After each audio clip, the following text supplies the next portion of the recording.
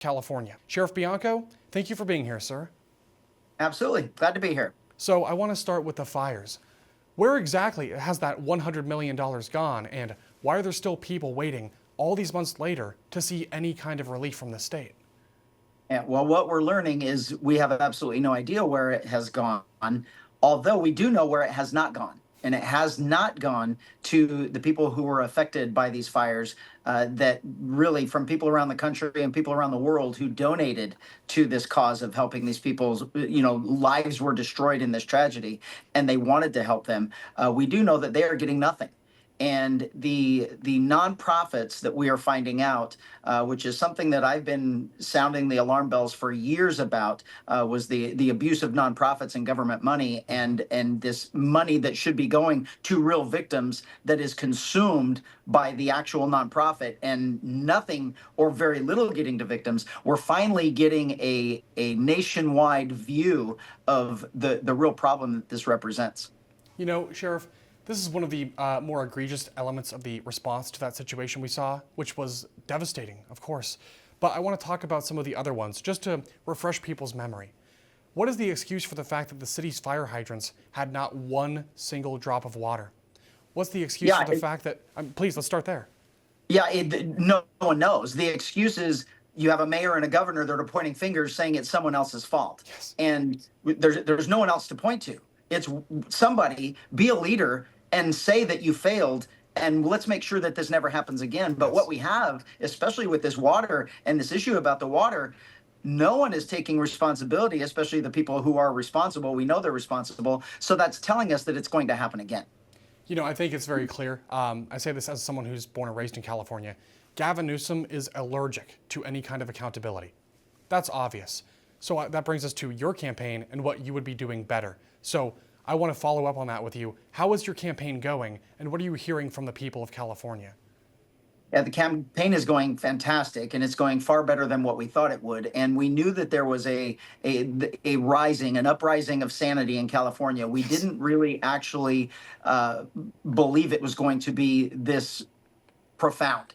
And it's all across the state. It's not just here in Los Angeles where we suffered these horrific fires, and where we have seen the devastation of crime and the downside of what government can do to us with bad policy. But this entire campaign, it's been nothing but positivity of people saying, hey, we need a direction change, and there absolutely must be something different if we're ever going to save California or make it better for our residents, and we need you in that position. So what I would do different, I wouldn't have to do anything different, because with me as the governor, there is not going to be a situation where the government is causing these fires to have the ability to grow so fast and so large that we are no longer able to put them out. We have to let it run their course.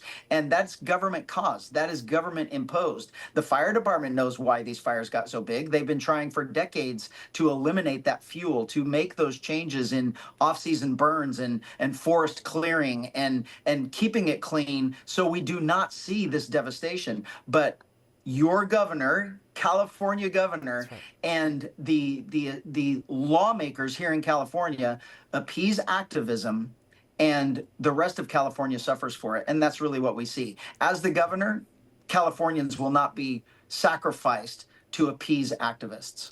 This is what I want this to be a cautionary tale for the entire country, because we have this mayoral election going on in New York City with a Democrat socialist who would certainly plunge that city into chaos. This is what happens when you elect somebody like Gavin Newsom, allergic to accountability, extremely corrupt, just completely compromised in so many different ways, and someone who is just so radical. So to your point about an uprising of sanity, I want to end with your final thoughts about where you would start. What's step one in restoring greatness and glory in California? Well, I will tell you this, I am exactly everything opposite of what Newsom is. I believe in a smaller government. I believe in Californians' ability to make this state great once again and restore that California dream. More importantly, I believe in leadership, in integrity, and more importantly, honesty.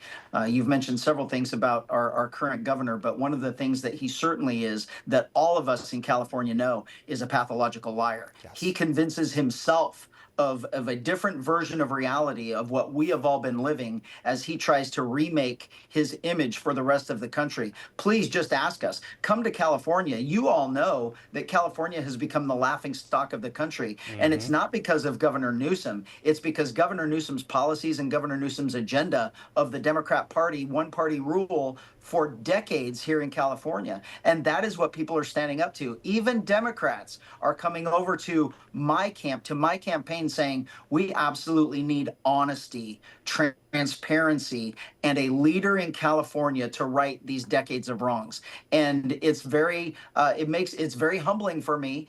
And it's very empowering that I know that there is going to be a landslide of Californians behind me in this election that are just desperate for someone to care about them rather than abuse them for the sake of government.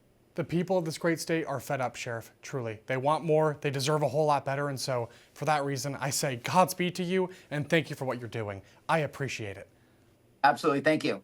For all our viewers asking where One America News is heading in the future, we would like to introduce you to OAN Live. OAN Live is the best way to stay up to date on all of the hard-hitting, straight-shooting, national and international headlines. And the best part is, OAN Live is only $4.99 per month. All the credible, honest, unbiased reporting One America News offers at a fraction of the cost of cable. Just go to OANN.com to easily sign up for OAN Live and stay informed.